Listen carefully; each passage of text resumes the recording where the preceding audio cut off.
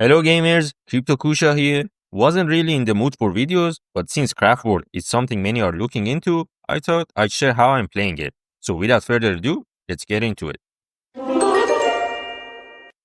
I think by now everyone knows about the Craftworld Play to Airdrop campaign. And if you don't, then you should check the GameMonkey website daily, as we first posted about this project almost a month ago. But if you haven't started yet, you still have time to at least get into the top 25,000 players, which will make you eligible for some of the airdrop. I will leave my referral link in the description if you want to join the crew.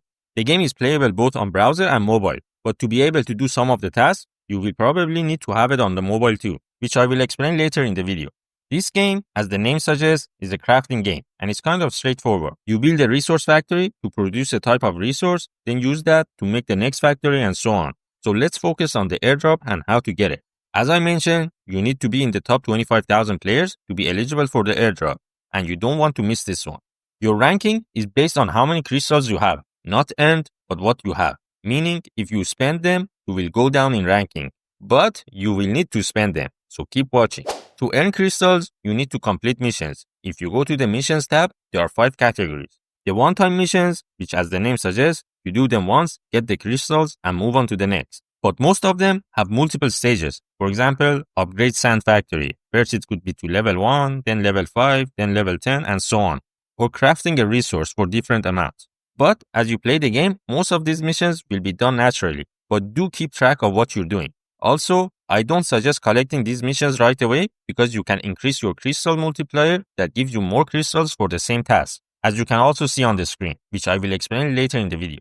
Then it's the social task, where you need to connect both your X account and Discord to perform. And again, I don't suggest collecting all of these before you have increased your multiplier. These don't expire. And please note, not all of these can be achieved as some of them are for early users and members or NFT holders. And for the Discord messages mission and the quiz, you can find the answers in the Discord or join our GameMonkey Discord server where we have all the answers.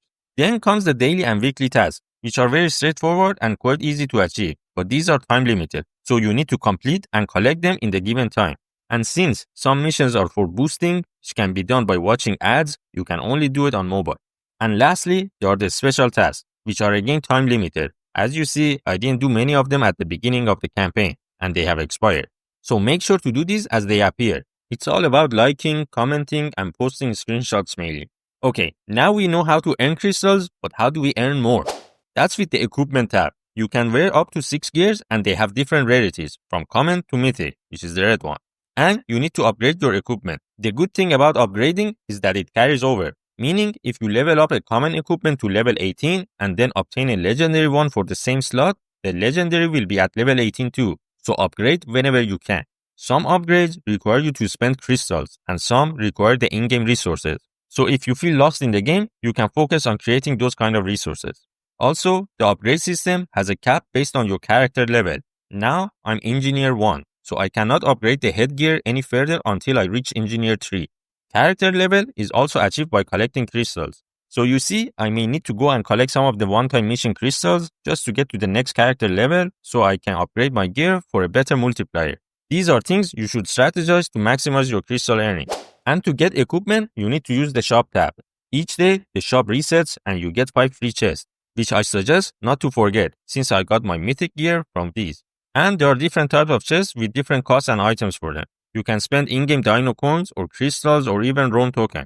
Opening these is up to you and your strategy, but at some point, you wouldn't want to open the chest that doesn't give the higher rarities. And if you have one of the 2 NFT collections, you get a free chest for that too. Also note, for now, only fire and water NFTs are out.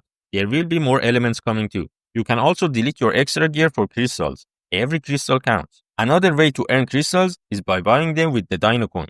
And to earn dino coins, you need to swap your in-game resources for them. For this, technically, you can also ask your multi-friends, wink wink, to send you their resources or dino coins as everything is on chain. Another strategy to consider. And before wrapping the video, just a few in-game tips. First, know that there are currently 4 lanes in the game. The first lane is for the normal resource factories. The second lane is a flex lane. You can have any resource you want here. You just select the resource that you want in its factory and start producing. This helps to double your production for a certain item you may need.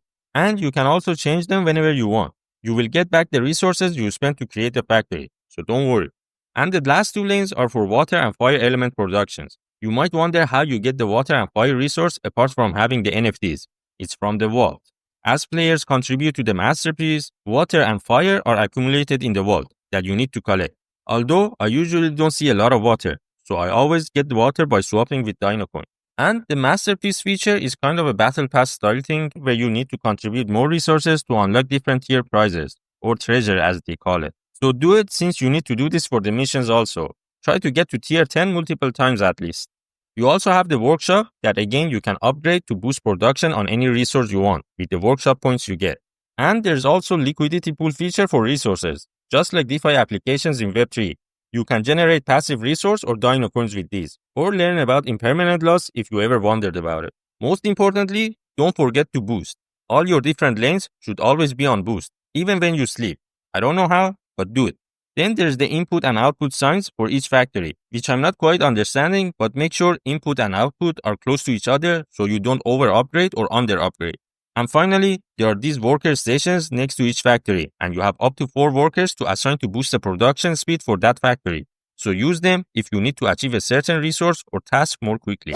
To wrap this video, first of all, if you have started the game already before this video, leave your referral code, not link, just the code, in the comment section, so I randomly choose one to enter in my account.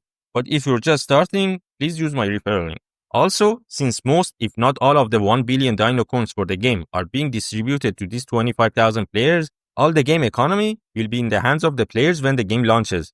So this is a game that could continue to be a play-to-earn game moving forward. And with the mainnet launch reset, we all get to start fresh. So keep learning about it, and I believe it's gonna be a good airdrop with no VC or team tokens.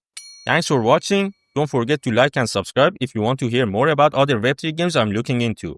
And one more thing. Nah, I'm not in the mood. Bye.